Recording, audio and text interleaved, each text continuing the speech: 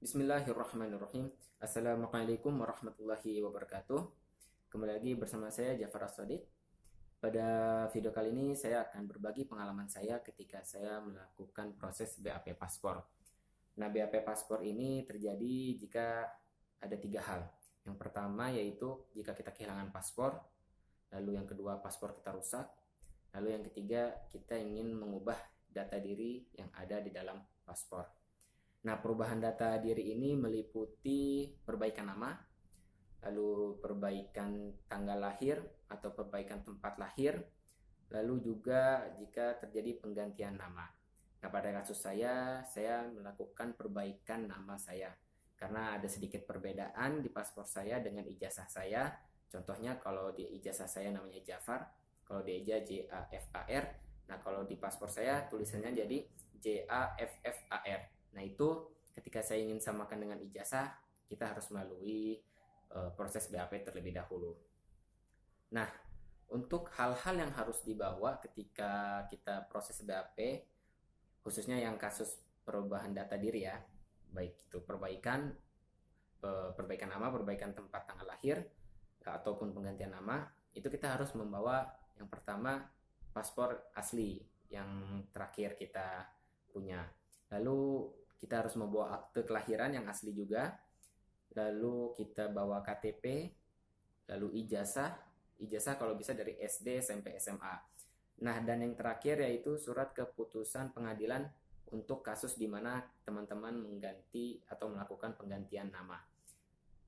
Itu hal-hal yang harus dibawa yang aslinya dan juga difotokopi di kertas A4. Karena kalau nanti tidak difotokopi dalam ukuran A4, itu nanti disuruh fotokopi kita, termasuk KTP. Setelah difotokopi ukuran A4 jangan dipotong, tapi biarkan aja satu lembar itu untuk KTP kita. Nah, untuk alur proses BAP-nya sendiri itu sebetulnya sangat mudah. Jadi jangan khawatir kalau BAP itu ribet segala macam. Bukan ribet ya, tetapi mungkin cukup lelah saja karena harus beberapa kali bolak-balik.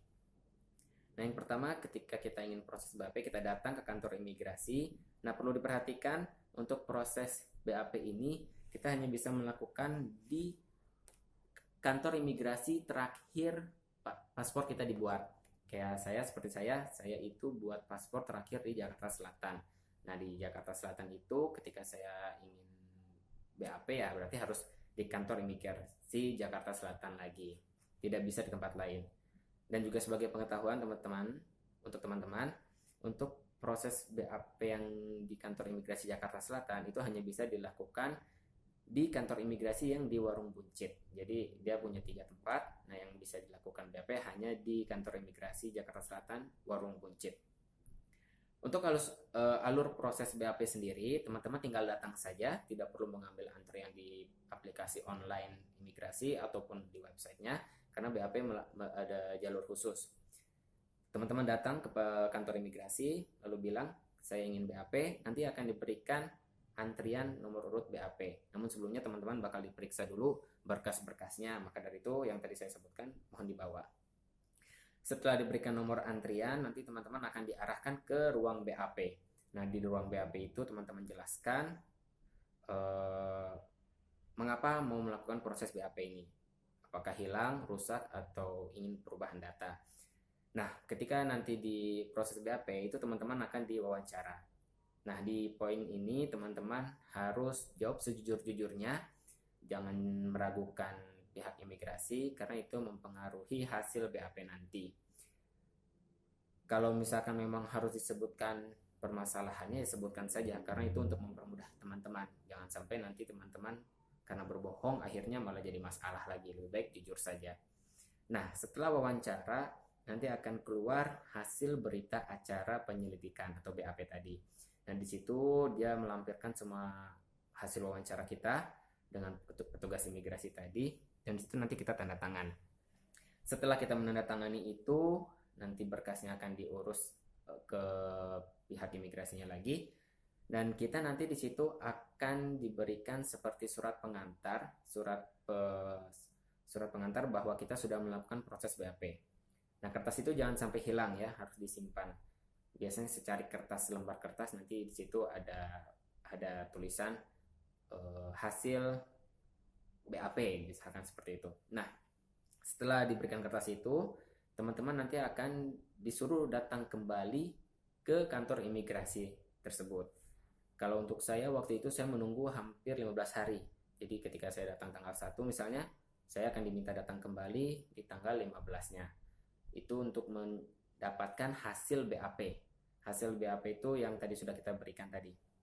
Nah, setelah 15 hari saya waktu itu datang lagi ke kantor imigrasi Jakarta Selatan. Lalu saya ditanya di pintu masuk mau ada kepentingan apa, ya kita jelaskan saya mau mengambil hasil BAP dengan menunjukkan kertas yang tadi saya katakan. Jadi kertas tadi jangan hilang, karena itu kalau tidak ada itu teman-teman tidak bisa masuk kantor imigrasi dan juga tidak bisa mengambil hasil BAP-nya. Nah, setelah kita menunjukkan kartu tadi, kita akan diarahkan lagi ke ruang BAP. Nah, di ruang BAP juga kita jelaskan kita mau mengambil hasil BAP. Nah, di situ kita tunggu saja sampai nanti ada petugas imigrasi datang kembali dan memberikan hasil BAP. Nah, untuk hasil BAP sendiri sebetulnya ada dua kemungkinan. Kemungkinan pertama diterima, yang kemungkinan kedua adalah ditangguhkan. Kalau proses BAP teman-teman diterima, maka teman-teman bisa melanjutkan ke proses berikutnya, yaitu pembuatan paspor baru. Nah, kalau misalkan tidak diterima, itu ada kemungkinan lagi, yaitu tidak diterima saja, atau yang lebih parah ditangguhkan, alias tidak dapat diterbitkan paspor baru. Jadi bisa jadi 3 bulan, 6 bulan, bahkan yang paling parah itu 2 tahun. Nah, ketika sudah mendapatkan hasil BAP dan diterima, maka teman-teman langsung pada hari itu juga bisa melakukan proses pembuatan paspor atau foto paspor kalau kita kenalnya. Tapi tergantung juga apakah itu kebijakan dari kantor imigrasi, terkadang berbeda-beda, apa mungkin besoknya baru disuruh datang lagi atau tidak. Tapi berdasarkan pengalaman saya, ketika saya mendapatkan hasil diterimanya BAP saya, pada hari itu juga saya langsung BAP paspor lagi, langsung dibuatkan paspor atau foto paspor. Nah, di situ prosesnya sama seperti pembuatan paspor pada biasanya, hanya saja saya tidak mengambil antrian karena saya jalurnya dari BAP tadi. Jadi setelah nanti kita foto itu, ya sudah, kita tunggu 3 hari kemudian atau 5 hari kemudian, sesuai kesepakatan dengan petugas imigrasi, kita akan diarahkan untuk mengambil kembali paspor kita, dengan catatan sudah membayar ya. Kalau belum bayar tidak akan bisa diambil paspornya. Jadi seperti itu. Nah, bagi teman-teman yang mungkin kebingungan untuk proses BAP, sebetulnya gampang, tidak ribet, asalkan teman-teman melakukan sesuai dengan prosedur dan jujur. Jangan berbohong karena itu akan menyulitkan teman-teman sendiri. Baik, untuk BAP sendiri, kalau untuk sekedar informasi, jika paspor teman-teman hilang itu dikenakan denda sekitar 1 juta. Kalau paspor teman-teman rusak itu teman-teman dikenakan biaya denda 500.000. Nah, kalau untuk perubahan data sendiri itu tidak dikenakan biaya denda, tetapi nanti teman-teman hanya disuruh membayar penerbitan paspor baru. Nah, itu untuk yang perubahan data diri. Maka kalau misalkan teman-teman kehilangan paspor, berarti teman-teman akan bayar 1 juta ditambah biaya pembuatan paspor. Sama juga kalau rusak berarti 500.000 ditambah dengan biaya paspor.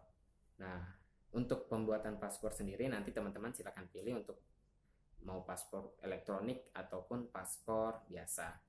Itu kembali lagi ke teman-teman. Baik, mungkin itu saja pengalaman saya yang bisa saya share kepada teman-teman semua. Bagi teman-teman yang merasa video ini bermanfaat, silakan share lagi ke teman-temannya teman-teman. Dan kalau misalkan ada teman-teman dari kawan-kawan semua yang lagi kebingungan bagaimana proses BAP, silahkan share juga video ini. Mungkin itu saja yang bisa saya sampaikan, kurang lebihnya mohon dimaafkan. Wassalamualaikum warahmatullahi wabarakatuh.